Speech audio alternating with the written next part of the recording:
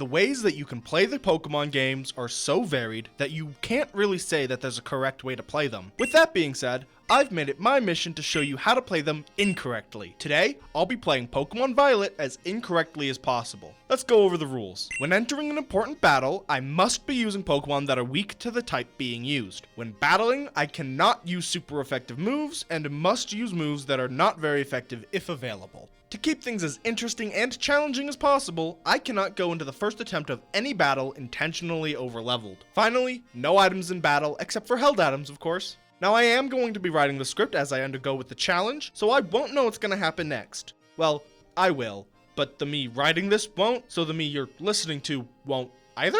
It's a little confusing, but I'm sure you'll get what I'm trying to say. We start the game by creating our character. Now, as there is no correct way to build your character, as it is just all aesthetic, the styles I choose here have nothing to do with the challenge of the video. But when it comes to picking your starter for any Pokemon playthrough, there are a multitude of ways to go about it. However, the most popular way to go about it by far is to pick your favorite. So I'm going to be picking Quaxly, and Nemona picks Fuecoco. Next, Nemona challenges us to a battle, so here we go with the first battle of the run. But since we don't have access to any other Pokemon, we have no choice but to use Quaxly, so Rule 1 has already gone out the window. Now, just because we have no choice but to ignore Rule 1 for this battle doesn't mean we can ignore Rule 2, so we just pound away with Pound till Fuecoco goes down. Though we did get burned by Fuecoco's Ember partway through, which makes it take a little longer than it normally would have. And it actually almost cost us the win, but we just managed to pull out the victory. Back on the road, Nemona teaches us how to catch Pokemon, a skill which we immediately use to replace Quaxly because keeping our starter would be the right thing to do, so we release it. Next, we save Miraidon from a couple of Houndour, then Miraidon saves us from a horde of Houndour and a Houndoom. Then, it gets pawned off on us by daddy issues over here, and now that we have that out of the way, we can start preparing for our next battle against Nemona. In the upcoming battle, her team will include Fuecoco and Pawmi. So for Fuecoco, we'd want Grass, Ice, Bug, or Steel, and for Pawmi, we would want either a Water or Flying type. Any water types are out of the question as they would give us too big of an advantage against Fuecoco, and ideally we would have Pokemon who are weak to both of them. This would lean us towards a Pokemon that is flying in Ice, Bug, or Steel. Unfortunately, I don't believe we have access to any of those Pokemon at this time. We do have access to a Scatterbug, which won't evolve into Vivillon until level 12, which puts us over the level 9 cap. Though I will be catching a Scatterbug on the off chance that we can't beat her with level 9 Mons. So that takes care of our Fuecoco answer, but what about Pawmi? Like I said earlier, we really only have flying types to choose from, so I picked up a Fletchling to use if I can't find a better option. But while looking for a Pokemon that fits the aforementioned typings, which I didn't find, I did manage to pick up a Flamigo, which is definitely better than a Fletchling. But now it's time to take on Nemona. Let's get started. Nemona leads with Fuecoco, so we lead with Spupa. We start off with Stun Spore to paralyze, which I think will be the only thing that gives us a chance against her. After that, we go to town with Struggle Bugs, which double his damage and lowering her special attack,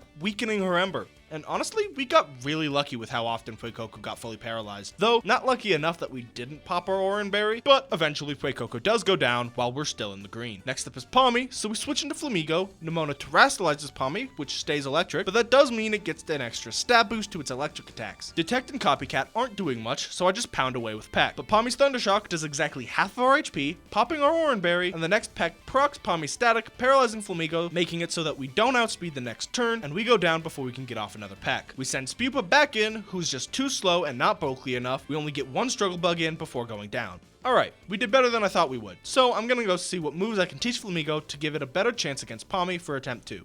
Wait, this game doesn't make you fight until you win? Is this gonna be the whole game or just this battle? Well, I guess we'll find out together. Once we got to Mesa Goza, the first thing I did was hunt down the Delibird shop to take note of what kind of held items I could acquire at this point in the game. Then, on my way to school, I ran into these weirdos in helmets and star-shaped goggles. I'll ignore that. We arrive at school, go to homeroom, get recruited to do some things we aren't gonna do, and get our actual mission for the video to take down the Pokemon League. On our way to the first gym, it's time to discuss our strategy. First up, we're headed to the Bug Gym. With that said, we need to determine what Pokemon we're going to use. Bug resists Grass, Fighting, and Ground, and is super effective against Grass, Psychic, and Dark. That means Grass Pokemon are going to be the name of the game. I immediately caught a Smoliv and a Sunkern, but passed up on Hoppip as its Flying type makes Bug-type moves neutral against it. However, after like 30 minutes of running around looking for another Grass-type Pokemon, I remembered Terastallization is a thing, and all I need to do is find a Hoppip with a Grass Terror type so that I can make it pure Grass for the battle. So I catch a Hoppip. With a little bit of grinding, it's time to take on Katie. They lead Nimble, so we send out Smoliv. Knowing we'll be doing little damage, I determined growth to be our best course of action here. However, I failed to take into account that Struggle Bug would lower our special attack, meaning we were effectively just raising our attack stat, something I didn't notice until later in the battle. Not realizing Struggle Bug was lowering our special attack stat, I go for growth again, while we get put in death range. So on the next turn, we go down. Next, we sent in Sunkern, and it was at this point that I realized that growth was doing nothing for our special attack, so we drop in the next 2 turns. Finally, out comes Hoppip, who we immediately terastallize so we become weak to their bug type moves. First thing I do is go for Stun Spore to paralyze the Nimble, followed up by Bullet Seed until we get the KO, but we're left on 8 HP. They send out Tarantula, and I go for Synthesis to recover a bit of HP as they go for Assurance. I guess this led me into a false sense of security because I used Bullet Seed for some damage and then died to the bug bite. Wow, we really didn't stand a chance, but I'm not ready to go to cheese strats yet, so let's give this another go but not waste time trying to set up and just go for damage. Attempt 2 and we didn't fare any better. Smoliv and Sunkern both go down in 3 hits, so Nimble is still at over half when we send in Hoppip, who manages to take Nimble down again, but Tarantula just does too much damage and we go down. I've got another idea before we go for the cheese. Alright, never mind, that didn't pan out.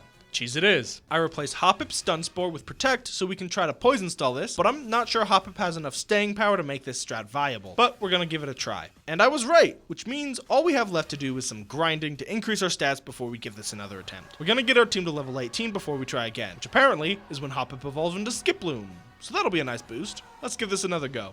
First attempt at level 18, and we managed to take Nimble out before we send in Skiploom, so we actually managed to get to Teddiursa this time around. However, it absolutely bodies us. I'm gonna go grab a Sunstone, evolve Sunkern, and give this another shot. Attempt 6, and Fury Cutter just hits too hard for us to stay in the battle. So okay, let's get to level 20 and try again. We lead Smoliv, and the strategy is pretty much the same. Spam Razor Leaf until we go down. Only this time, it takes 4 Struggle Bugs to take us down, rather than 3. So we leave Nimble on a sliver before we go down. Next, we send in Skiploom because it is the only one that outspeeds the Nimble and can KO it without taking any damage. And when they send in Tarantula, we pivot into Sunflora, and without Struggle Bug to lower our special attacks, we set up 2 growths before going for Mega Drain, which drops the Tarantula in 2 hits, leaving us in the green when Teddiursa comes out. Sunflora fails to outspeed, but hangs on and heals to just under half with Mega Drain, which isn't enough to keep us alive, and we go down to the second Fury Cutter. We're down to only Skiploom, but we go for Protect to cancel the power building Fury Cutter has done thus far, and when we went for Bullet Seed, we got very lucky, hitting it 4 times for the KO. Well, that was a harrowing first roadblock, and to be perfectly honest, I think that's what the rest of the game is gonna be like. With that said, we're ready to take on the second gym in Artisan. Grass is what we're going up against for this one, and it's strong against ground, water, and rock types, and resists water, grass, electric, and ground type moves. So we get a larger variety of mons to pick from for this one, with both water and ground types to choose from. On our way to Artisan, I found this Terra Jigglypuff, which just so happened to be a Terra water type, so we add it to our team for now. We get to Artisan having only found 1 Pokemon for our team, so it's time to do some exploring. I traveled north towards Levincica, where I found an abundance of water types, only they're too high a level for us to use in this battle, so backtracking it is. I caught an Azurill and a Buizel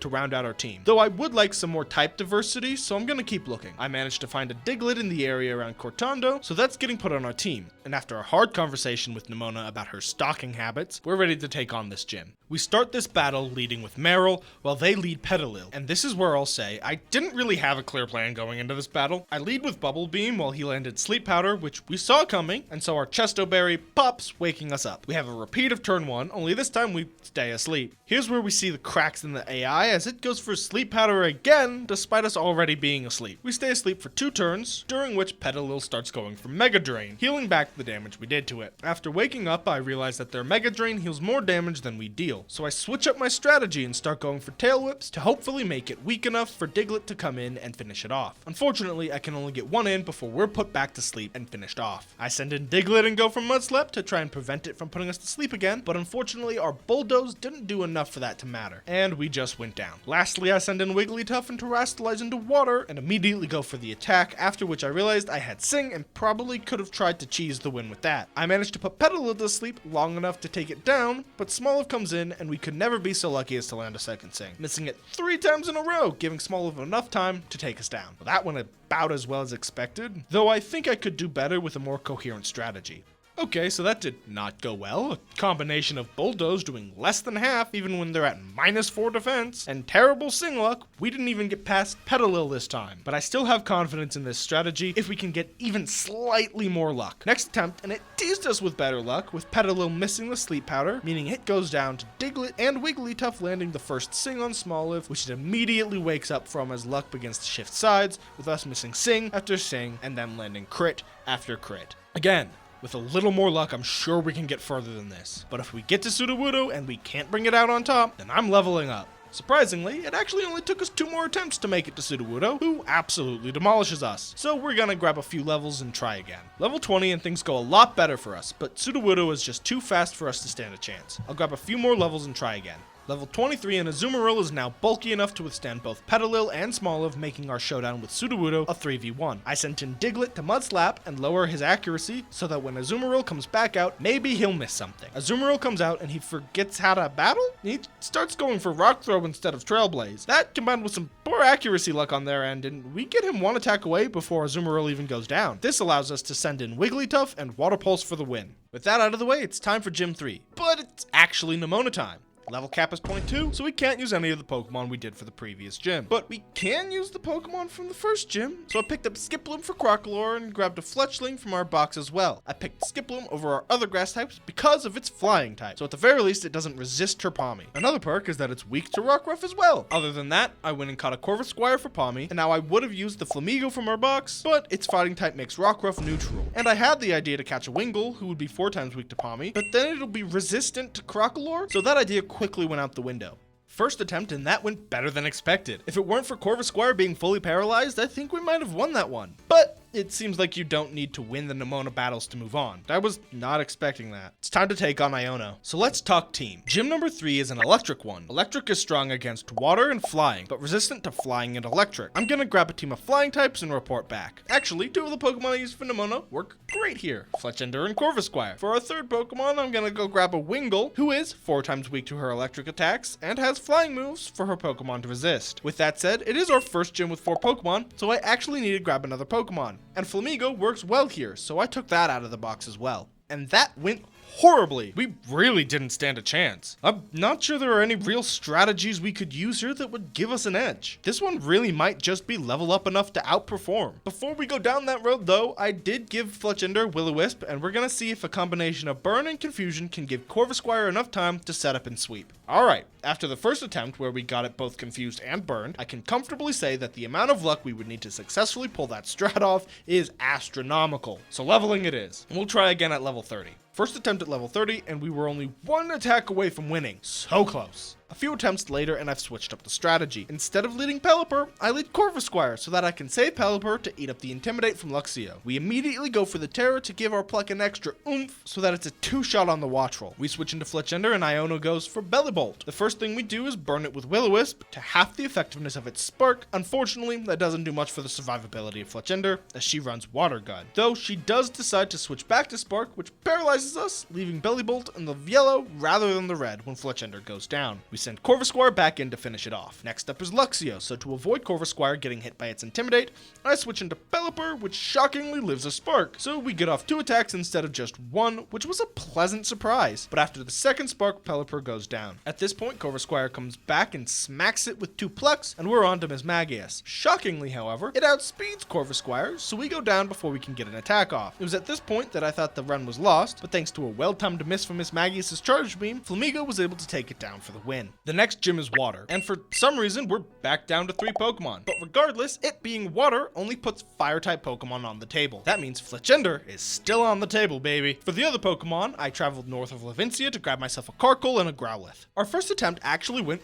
really well, as we made it all the way to Crabominable. We might actually be able to take this on without too much grinding with the right strategy. 5 attempts in, and we're not doing any better than we were before, but we are gaining levels in the process, so we'll just keep at it till we're high enough level to win. Alright, 22 attempts in, and I'm getting closer. I've made a few tweaks to our strategy and with what Pokemon go in win and what held items we use, but we're not quite there. I'm gonna give Arcanine a Shell Bell to let him last longer. And it seems like that did the trick, as you'll see on this run. We start by leading Fletchender, who's now holding the Scope Lens so that Will-O-Wisp misses less often, which it doesn't, and that's the first thing we do. We then pivot into Arcanine to preserve the the Fletchender so we can burn the Crabominable later, and from here we terrestrialize the Arcanine and pound away with Fire Fang till Veluza goes down. Next up is Wugtrio, which has been a pain in our runs thus far as none of our Pokemon outspeed it. With that said, we switch into Carkol, who spams Incinerate until it goes down. With Wugtrio on a sliver, we have a choice to make. I can risk the Fletchender to take out the Wugtrio and maybe not get to burn Crabominable in the endgame, but I don't think Arcanine will have enough HP to live a hit from Crabominable if we go into it here. So I switch into Fletchender and go for Flame Charge, which takes it out, but not before it lands a Water Pulse, leaving us on 5 HP, which would have been a great thing if it weren't for the natural Sandstorm taking us down. Out comes Crabominable and Arcanine, and if I have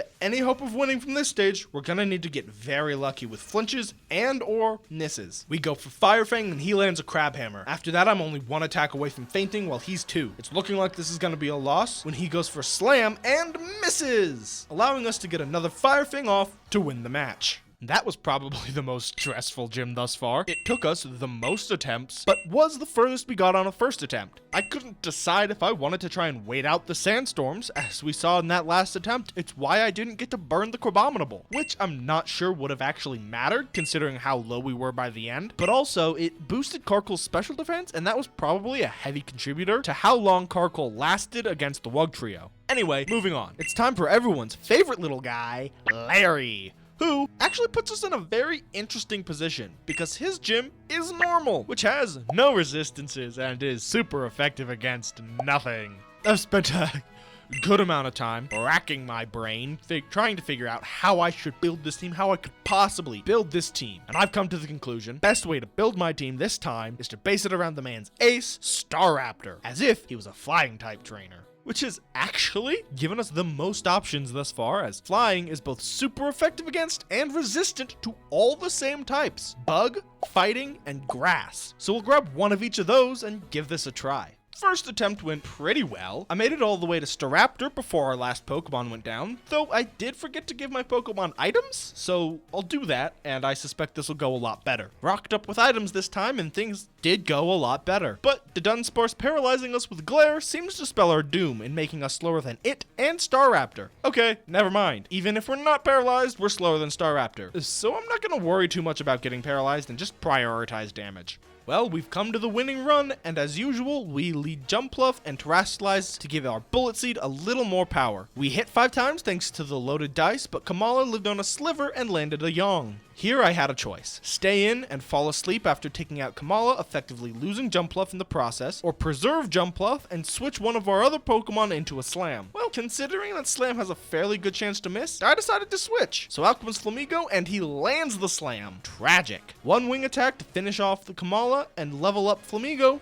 The Dunsparce comes out, and we just pound away with Wing Attack until Flamigo goes down. We bring Jumpluff back in to take the Dunsparce out with a quick 3 Bullet Seeds, and out comes Staraptor. I switch into Masquerain to soak up its Intimidate, as Masquerain doesn't care about its attack stat, and I get to hit it with an Intimidate of our own. From here, we go for Giga Drain in the hopes that the health we get back from both it and the Shell Bell we're holding are enough to survive a second attack and get more damage in. Unfortunately, this wasn't the case, and Masquerain goes down. Out comes our last Pokemon, Jumpluff, and I've all but accepted defeat. I figured Bullet Seed wouldn't do enough to take the Staraptor out. I got to 4 hits, which is all that the loaded dice guarantee, and was on the edge of my seat as one more hit would win us the match when the animation played and Staraptor went down, granting us our 5th badge. Next up is Nemona. She did show up before the gym to battle us, but said she'd wait until after we were done, so let's get ready for that. As per usual, Nemona's diverse team makes building a team for her a little tricky. Wait, where are we going?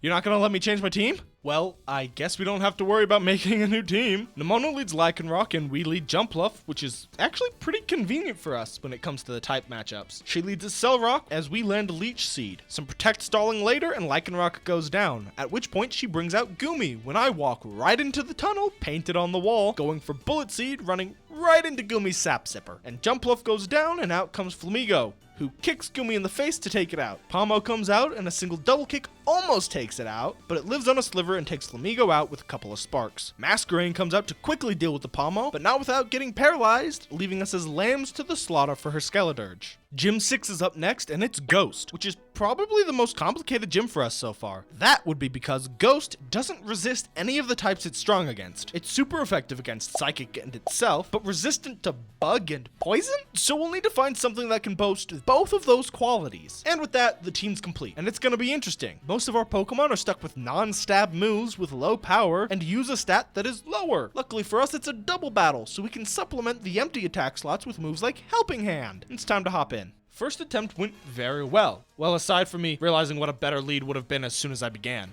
A well-timed crit caused Rhyme to inch ahead of us, getting her the win. I'm gonna adjust my lead and give this another shot. We lead Cerulege and Gengar, while Rhyme leads Mimikyu and Banette. Mimikyu goes for its priority, Shadow Sneak, and Banette likewise goes for Sucker Punch. But we didn't attack this turn, so it fails. With that said, Gengar goes for Hypnosis to put the Mimikyu to sleep, but it misses and Cerulege sets up with Swords Dance. Next turn goes pretty much the same, except with Hypnosis actually landing this time, and Mimikyu not going for Shadow Sneak for some reason. We set up a second Swords Dance and Banette failed to Sucker Punch again. Turn 3 and Rhyme just won't stop trying to go for Sucker Punch, but we ain't attacking yet. Swords Dance number 3 and Confuse Ray is the plan this turn. Rhyme goes for Sucker Punch again, and all I can say to that is, You fool.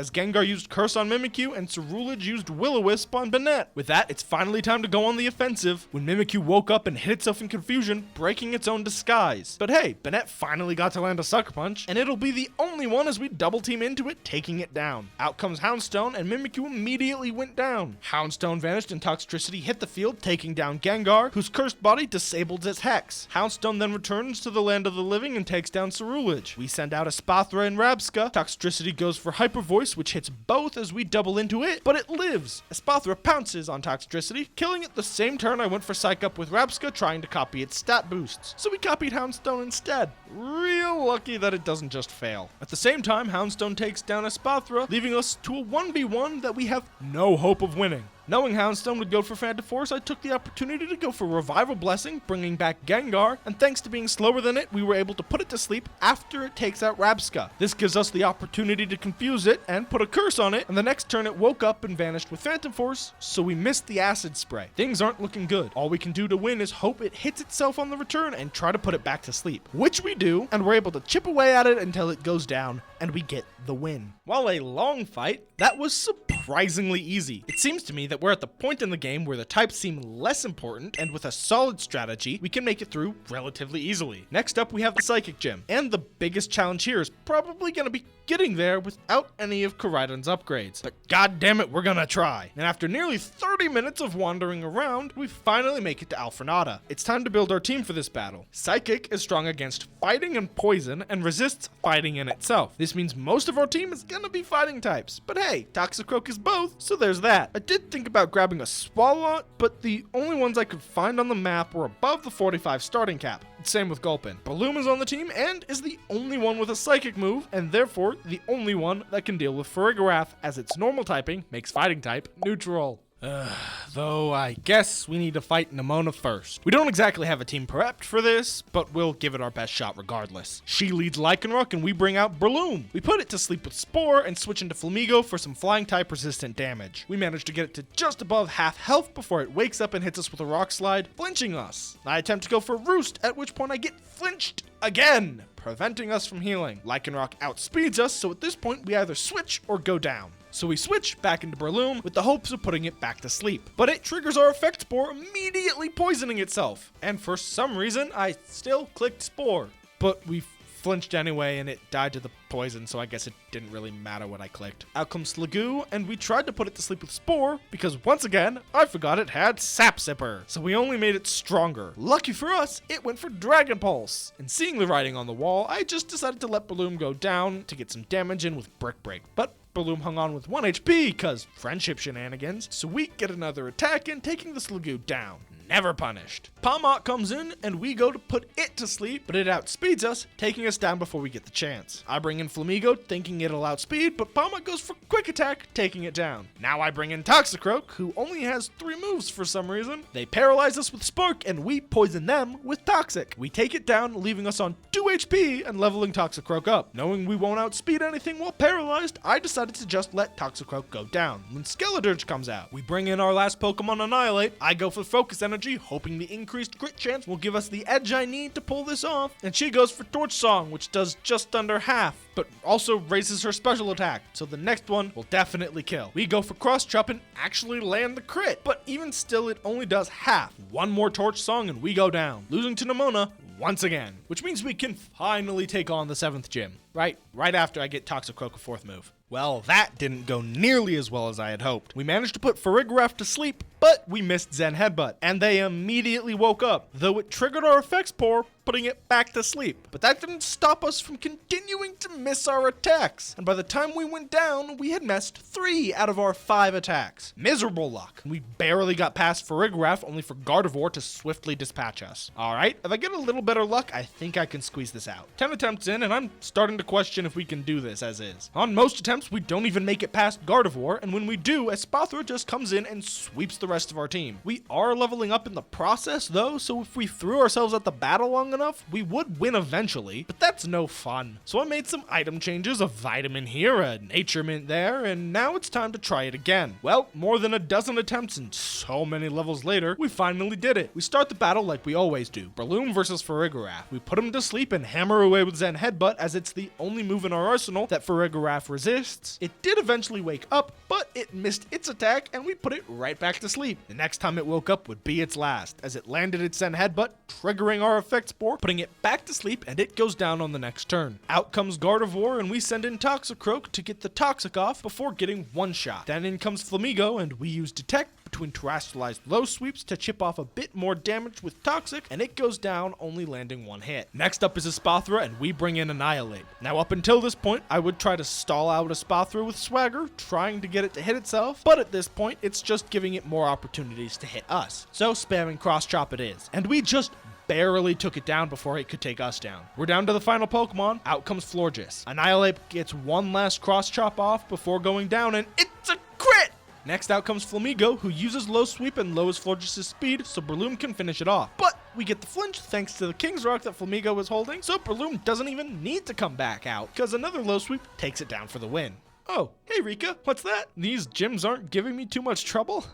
Yeah, I totally didn't spend the last 6 hours of my life spread over several days/weeks throwing myself at this gym till it just worked. After massively over-leveling combined with luck even Yu-Gi-Oh! Protagonists would be jealous of. The next and final gym is Ice, and I am both terrified yet completely confident at the same time. Terrified based on how poorly this last gym went, but completely confident because Ice is an overall terrible type defensively. But writing this, I realized that Ice's multitude of weaknesses won't be a factor here, because I'll just be using things it resists. So now I'm exclusively terrified. But let's break this down. Ice resists ice, and that's it. Well, that'll be tricky. It is strong against grass, ground, flying, and dragon, so only to find Pokemon that are those types, but also learn an ice move. But not P-Ice, water, fire, or steel, as those all resist ice. That leaves me with Dragonair, Masquerain, Altaria, and Sliggoo, as they can all learn Ice Beam. Side note, while grinding the team, I did accidentally level Dragonair over 48, because I wasn't paying attention. Then, while grinding for the things I needed to craft the remaining Ice Beam TMs, I also gained levels on everyone without realizing. But I did eventually box them so that would stop. Without further ado, let's hop into this battle. Alright, round 1, and that went about as well as you could expect it to with 2 Pokemon that aren't fully evolved on the team. So let's correct that and try again. Ooh, hey, look! Shiny Mankey. Alright, I've got my Dragonite, but now of course it refuses to rain, meaning I can't get Goodra just yet, but let's give this another shot anyway. Going into attempt 16, I decided that we needed a grind as we had made 0 progress in this battle. Originally, I was just gonna grind until everyone was at least 65 while the experience share leveled everyone up in the background, but Sliggoo doesn't seem to learn a physical move, so I was just leveling it up in the background until Altaria hit 70 and Sliggoo was still 62, so I just said fuck it, and now we're giving this another shot. Excuse me, what the fuck was that? I don't understand. The battle started just like any other attempt. We lead Dragonite and paralyze Frostmoth, but we actually managed to take it down with Dragonite, which isn't something that happens often on these attempts, and was still definitely only possible with fantastic luck, even after the grind. They send in Beartic, and we switched into Masquerain to hit it with the Intimidate, at which point we switched into Sliggoo for it to go down and give us a clean switch into Altaria, but not before landing a critical Ice Beam. Altaria puts it to sleep, so we can use 2 Cotton Guards to go +6 and then whittle Beartic down. Then comes to Titan, and we generally use the same strat here as we did with Beartic, put it to sleep and whittle away. However, we actually ran out of Ice Beams before we could take it down, which means Altaria no longer has a way to deal damage. At this point, I was ready to give up. Altaria is the only Pokemon in the party that can withstand Titan's attacks, so for shits and giggles, I decided to push the Perish Song button, thinking, oh, he'll just switch out before he drops. At least that's what I thought he'd do. But no! On the last turn, when I switched Altaria out, Titan stayed in, failed to murk Masquerain, and went down. What the fuck? What kind of backwards logic? Why wouldn't he switch? If I had known he wouldn't switch to protect himself from Perish Song, I could have beaten this battle ages ago. Regardless, out comes his Altaria, and we swap back into ours to put it to sleep and go for Perish Song again. 3 turns later, it goes down, and we have the final badge of Victory Road. It's the end of the road, and time to prepare for our toughest challenge yet. If I've heard correctly, you can access your box between Elite Four members, so we should be able to build teams for each individual fight. So let's get started. First up is Rika, a ground type specialist. Ground is actually one of the less complicated types for us to build around. It's strong against fire, electric, poison, rock, and steel, and resists poison and rock. So there will be a lot of rock and poison types on my team. I grabbed Toxicroak, Gengar, and Carkol out of my box and caught myself a Knackley and a Rockruff.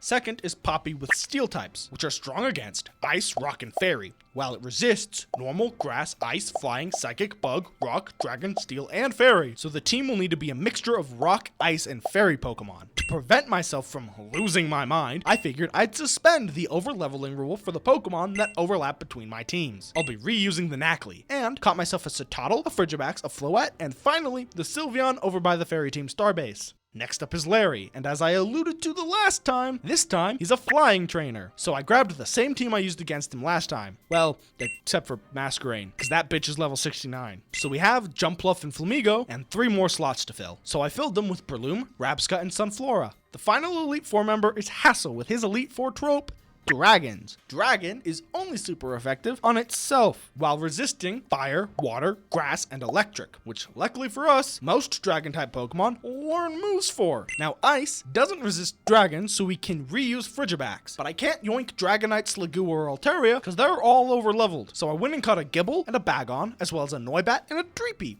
And finally, it's time for the multi-type champion of disappointment, Geeta. Like with Nimona, Geeta's type diversity means not all of our mons are gonna fit with all of hers, but I'll do my best to make a team that is as suboptimal as it can be. With that said, Geeta's most common resisted type is Ice, with 3 of her Pokemon resisting it, and the types that are the worst to bring against her are Ground and Rock, with 3 of her Pokemon having super effective stab against each of them. So let's see what we can put together from the Pokemon on our Elite Four teams. We'll bring Gengar for Espathra, Knackley for Go-Go, Carkol for Veluza, we've got Dragon Terra Frigibax for Avalugg, Citadel for King Gambit, and finally, Noibat for Glimmora. Now that we have all those figured out, let's get this done. The battle begins, out comes Whiscash. We send in Lycanroc, who sets up a Stealth Rock, lives the Earth Power, but misses the Rock Slide before going down to Muddy Water. Next in is Toxicroak, who we have use Toxic while they go for Future Sight, then it's Swagger. Whiscash then proceeded to continuously hit itself until we went down to Future Sight. Easy enough to finish off. We send in Gengar and use Sludge Bomb. They switch into Donphan and us into Garganacl. Not much to say here though, we used Salt Cure strats to take Donphan down as well as Dugtrio. We also got a Salt Cure off on Camerupt before going down. We send in Colossal, who drops Camerupt low enough with Rock Blast that the Salt Cure residuals can finish it off. Then comes in Clodsire as we switch back into Gengar. We go for Perish Song and just stall from there till it goes down, giving us the win. First try too. The literal toddler is up, and she leads Caparaja, who is slower than Garganacl? Huh. Well anyway, it's time for the same Salt Cure strats we used last time, which allow us to take down Caparaja and Bronzong before Magnezone comes out and takes us down. We bring in Florges to start setting up Calm Minds and immediately get crit, barely surviving. I start going for Synthesis to get some HP back before Magnezone lands another Flash Cannon crit. So, more Synthesis it is. I decided this isn't getting us anywhere, so I go for another Calm Mind, despite knowing that we'll die if she crits us again. Luckily, that seems to be the end of the crits, allowing us to get back some health before terastallizing and unleashing an onslaught of Moonblasts, taking it down. Out comes Corviknight, who takes a Moonblast and goes for Iron Defense. Right, cause I was definitely gonna hit it physically. So I take it down with the next attack. Now it's time for the finale, Tinkaton. It outspeeds and we go down to Gigaton Hammer, a move that luckily can't be used twice in a row, which gives us some breathing room. I send out Sylveon to lower its attack with Charm, and we somehow live a Gigaton Hammer, so we actually got off 2 before going down. Now we go into Satitan, and I use Ice Shard, making sure I got some chip damage in, just in case the hammer took us down. But it didn't! So we go for Ice Spinner, knowing I could take at least one of whatever she threw at us next, then back to Ice Shard before going down. Finally, we send in the Cavalry. Knowing she can't go for the hammer, I set up a Swords Dance. Then we go for 2 Dragon Claws and win the battle. Another one and done. This might be the easiest part of the run. Well, the streak couldn't last forever. I gave it a few tries and we just aren't fast or bulky enough to last. Even with amazing luck, Staraptor just outspeeds and OHKOs the whole team. I'm gonna try to get the team to level 65 and try again. Tropius comes out and I immediately low sweep to lower its speed, so we continue to outspeed after he sets up the sun. We then kick away, taking down Tropius, Staraptor, and Altaria before going down to Oricorio. We send in Rapsco, who manages to do nothing before going down. I meant to switch to Jumpluff too. So we'll do that now. I seed the Oricorio, who finally hits itself in confusion. I guess Rapska managed to do something after all. I then U-turn into Sunflora, who takes the Icy Wind. Leech Seed then takes Oricorio out. We're on to his final Pokemon, a Flamigo of his own. He takes down Sunflora, dealing massive amount of recoil damage to himself, and I send in Jumpluff to seed him, but we miss and go down to another Brave Bird. We send out our last Pokemon, Breloom, who puts the enemy to sleep. I go for Seed Bomb and he hangs on and wakes up, going for Brave Bird. It's here that we should have lost, but the happiness feature in this game gave Breloom the ability to live at 1, and Flamigo goes down to its own recoil. Not the way I would have liked to win, but I'll take what I can get. Alright, Hassel isn't going any better than Larry was at first. We can't even get past his first Mon, so I'm gonna go grind a bit. I think I'll get the team to 70 and try again. Okay, we're at 70 and lead with Salamence. Not the ideal lead, as its Intimidate does nothing to Noivern, and all he does is get into Fire Fangs before going down, but trust me, the little bit of damage here is crucial. Next up is Garchomp. We take his attacks fairly well and manage to take him down just before he could take us down.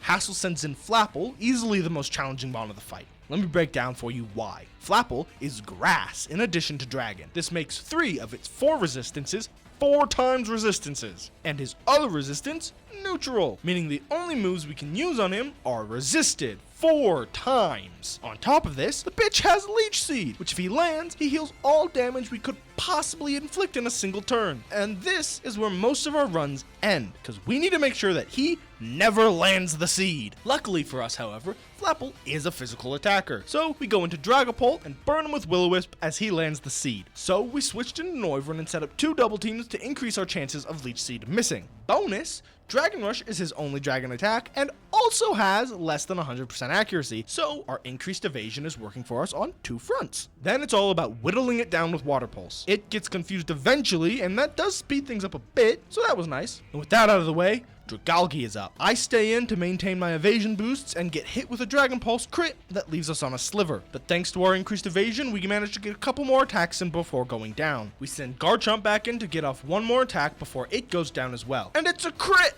Then it's back to Dragapult, who takes it down with 2 Thunderbolts, but not before being dropped below half. So in comes Haxorus, and we stay in to burn it like we did with Flapple, but that doesn't stop us from dropping. We're down to our last Pokemon, Baxcalibur, who sets up with Swords Dance and then goes ham with Thunderfang, taking Haxorus down. Now, it's Baxcalibur versus Baxcalibur, both Terra Dragon. Our Thunderfang versus his Glaive Rush, but it's too much, and we don't go down? That's right, saved by friendship again.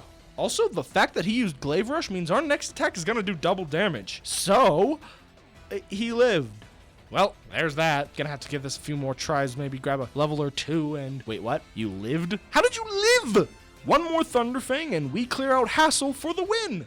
Alright, it's time for Champion Geeta, and when I tell you the number of times I've restarted this battle because I've come to the realization that I have the wrong moves on my Pokemon, it's kind of absurd. Now with that said, on the first real attempt, we actually made it all the way to Glamora, who takes us out real quick. I would probably chalk that up to us missing Hypnosis in addition to a well-timed crit. So I'm just gonna give this another shot, and what do you know? This attempt went really well too. Like every attempt, we lead with Colossal to set up Stealth Rocks before switching into Gengar and taking a Liminal Crash. We land Hypnosis, then Confuse Ray, and then proceed to start attacking with Sludge Bomb, because I forgot to make sure I had access to an attack that Espathra would resist. We don't one-shot it, and it wakes up and takes us out. We don't really have a good switch in here, so we just go back into Colossal, who leaves them on a sliver before going down. Then we send in Titan for the priority on Ice Shard, and then comes in King Gambit, so there's no need for us to switch. We get a couple of Ice Spinners off before going down. I send in Baxcalibur, but we don't Terrasilize, so we stay weak to its Iron Head. We hit it with an Icicle Crash, but it doesn't go down, which would mean the death for us if Baxcalibur didn't continue to be a god and flinch this man, giving us the chance to kill it. Go-Goat comes out and we start the longest part of this battle, a war of attrition. Go-Goat's Horn Leech versus Garganacle's Recover, Protect, Salt Cure. To save y'all the boredom, I'll skip to the end. Go-Goat has run out of Horn Leeches and has begun spamming Bulk Up, which, ironically, had it done earlier, it could have killed us with Horn Leech. With no other way to heal itself, we've won the war of attrition. And now it's Avalug's turn, so we go back into Baxcalibur. We tear into Dragon so that Avalanche is super effective. However, because we were part Ice when the AI selected its move, it went for Body Press instead, allowing us to live and get a second attack off before being taken out. Now that we lack an Ice move for resisted damage, we go for neutral damage. We send in Noivern and Air Slash it for the KO. Gita sends out Veluza, so we switch back into Garganacle, who unleashes the same typical Salt Cure strats we've been using this whole time. It's now that I realize I'd never really explained what that was. So for the uninitiated, it boils down to this. Use Salt Cure for residual damage, then juggle Protect and Recover till they drop, all while holding leftovers for extra longevity. So Veluza goes down, and it's back to the end. Out comes Glamora, and we switch back into Noivern. I expected to go down quickly, but Noivern actually managed to flinch it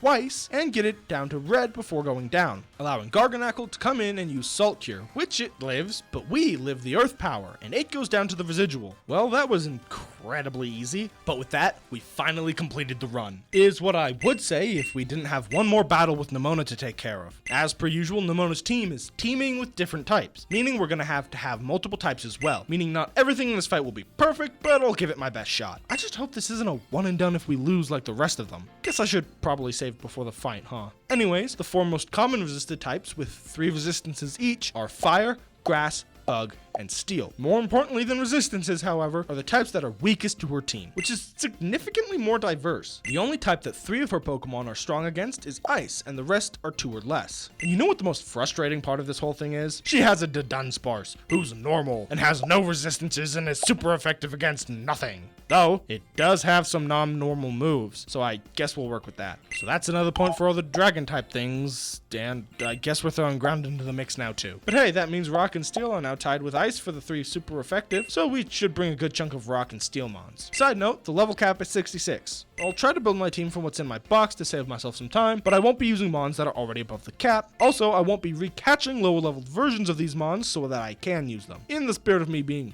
creative or something. The battle begins and we lead Glamora. It is at this point that I realize that no one on my team is specifically weak to rock, but Glamora is 4 times weak to ground, and Lycanroc does have Drill Run, so I feel this is a happy medium, and I don't feel like replacing anyone. Regardless, I lead Glamora for a very specific reason. Cheese. Nemona has no way to remove hazards, so I've given Glamora the Focus Sash to allow it to get hit twice and set up 2 Laser's Toxic Spikes, ensuring that the majority of her Pokemon get badly poisoned. On top of that, I also set up Stealth Rocks for extra chipping. Then we send in Colossal, who's also 4 times weak to ground, mind you, but does survive a critical Drill Run. Then we dodge the next one, allowing us to get off 2 Heat Crashes instead of just 1. Next, we send out King Gambit, who set up a Swords Dance as Nemona threw out her own Stealth Rocks. Then a Retaliate finally takes Lycanroc down. Not wanting to waste the Swords Dance, we stay in as Palmot comes out, but it takes us down with a quick close combat before we get the chance to do anything. Which means by the time we're down half of our team, she's only down 1. We send in Bronzong to confuse Palmot, who goes for Double Shock, causing it to lose its electric typing, limiting the moves we can use on it. But that won't stop me. The next round it hits itself and we land a Payback and the poison takes it down. Out comes Orthworm, the only Mon on her team that won't get affected by our poison strat. But that doesn't mean we don't have a cheese plan for it. So out comes Garganacle. At this point, you know the plan when this thing hits the field. Salt Cure, Protect, Recover. Wash, rinse, repeat. Though this time I terrored Garganackle, post-Earthworm she goes to send out Goodra, and I mistook Muddy Water for a ground-type move, so I switched into Magnezone. At least it resists electric. No problem, my only electric attack is Volt Switch, and when I use this, I switch into Bronzong, cause I wasn't paying attention and didn't notice the Muddy Water wasn't super effective. Without a move that's resisted, I decided to just go for Confuse Ray. Then I hard switch back into Magnezone for the resisted damage, and I go back into Bronzong, and Goodra goes down to the poison. Now we're up against a Dunsparce, and we've pulled ahead with the number of Pokemon we have left, though 2 of ours are on the brink of death. I stay in with Bronzong, who immediately goes down to Drill Run, so I send in Garganackle to do what it does best and take down to Dunsparce, which means Nemona is down to her last Pokemon, Skeledirge. I switch into Magnezone for the sake of the rules, but it was really just ceremonial as it drops before it has the chance to do anything. So we just go back into Garganackle as it's our last Mon. However, the only attacking moves we have are super effective on this thing, which would be the final nail in the coffin, but it's already poisoned, so we just use Protect and Recover till the poison takes it out.